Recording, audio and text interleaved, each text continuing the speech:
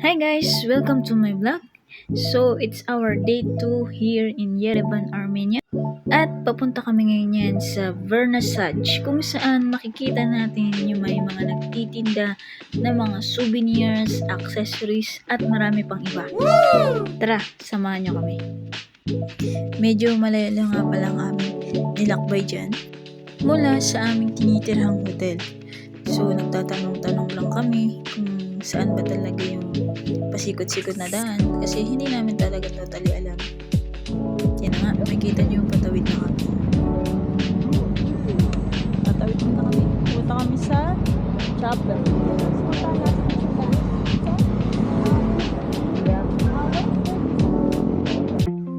Yan na nga guys, nakapasok kami ngayon sa loob ng Vernissage.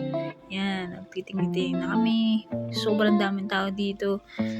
Sobrang gaganda ng mga accessories nila, souvenirs, iba't ibang mga designs.